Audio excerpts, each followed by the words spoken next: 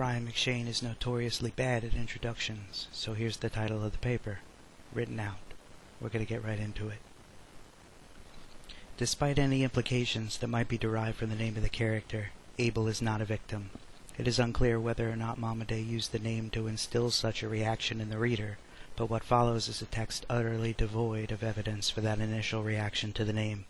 Abel runs, fast and far, away from everything he can. Perhaps more shockingly about the running, Abel runs through people, notably the women he encounters in Housemaid of Dawn. Kathleen Donovan has argued that the obviously negative portrayal of women in this text was meant to imply some barrier to Abel finishing some journey or becoming something else, something more positive, and that Momaday's treatment of women is meant to imply this barrier, quote, as if to suggest that the feminine must be denied or overcome in order for a male to achieve his healing, end quote. A more offensive implication that comes from examining the relationship between Abel and some of the women in this novel is that the women themselves have been put in a position of vulnerability because of men, who then seek blindly some approval through carrying out a destructive relationship with Abel, who is a character unable to do anything but run right through them. They remain flat, affected characters who never achieve the approval and potential healing they might have encountered should they have had any encounter with a man who could provide them with anything positive at all. Instead, they get run over. Angela, the first woman to have some substantial interaction with Abel, meets the reader with a potentially puzzling view of herself. Quote, she thought of her body and could not understand that it was beautiful. She could think of nothing more vile and obscene than the raw flesh and blood of her body, the raveled veins and the gore upon her bones, and now the monstrous fetal form, the blue, blind, great-headed thing growing within and feeding upon her, end quote. She seems to revile herself, viewing any and all biological aspects of herself as worthy of such revulsion. Given the closing focus of this description, however, it's not really her fault. This feeling she has about herself is clearly amplified by the fact that she is pregnant. While it is not fair to assume anything of the man responsible for this state, it is impossible to assume that she entered this state on her own. Her hatred of herself, as amplified by her pregnancy, has an awful lot to do with her interaction with men outside the scope of the novel. Interestingly, this information comes to the reader during an exchange between herself and Abel, where sex is notably at the forefront. Quote, she would have liked to throw him off balance, to startle and appall him, to make an obscene gesture, perhaps, or to say, how would you like a white woman, end quote. Donovan claims that, quote, Angela has transgressed boundaries by being an adulterous pregnant woman. As such, her honor becomes problematic, end quote. What would be worth noting at this point is that honor has no place at all in this novel. It is never a topic, never a concern, and its absence does little to explain the why of this character. Angela has grown to hate herself because she doubts her own beauty. How she arrived at this conclusion is difficult to attribute to one particular event, though Momaday places a fair amount of stress on her reaction to her own pregnancy, or, as is being submitted here, the state she has entered into as a result of her interaction with men. Instead of then dealing with a man who can change her mind, make her see herself as beautiful because of or in spite of her pregnant state, she is left to pine after and engaged in a relationship with Abel, someone who is content merely to run through the relationship and offer nothing but brief physical engagement, then run away leaving emotional emptiness and depriving Angela of any real growth.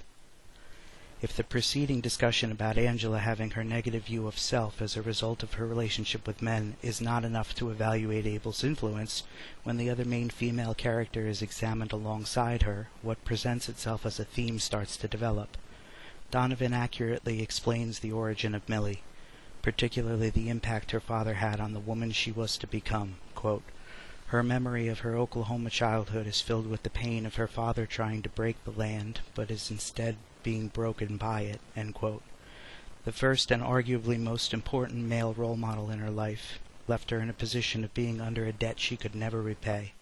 Perhaps the sacrifice her father made to allow her to leave the town of her childhood explains why she chose to pursue a role helping people reacclimate and pull themselves together, which is her initial role with Abel.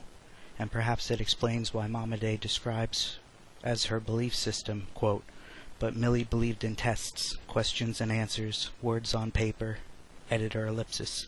She believed in honor, industry, the second chance, the brotherhood of man, the American dream, and him, Abel. She believed in him. End quote. There exists a list of hard facts, responses and assessments, capitalized ideals, and a man, the one thing that has no business on this list. During her relationship with Abel, the kind of emotional rejection that existed between him and Angela is made much clearer. Quote, they made love in the afternoons when she came home early from work. Sometimes he wasn't there when she came in, and she knew that he was drunk again, sick, in trouble maybe. Then she kept still and waited for the night, and when it came she listened to music or ironed clothes or went to the movies, and afterwards she undressed and got into bed and lay very still in the dark, listening, and at such times she was very lonely and afraid, and she wanted to cry, but she did not cry. End quote. Waiting for a man whose validation she desperately seeks, perhaps as a way to return the favor to her father, she busies herself with trivial domestic exercises, filling the time as best she can, fighting off tears that always want to come out.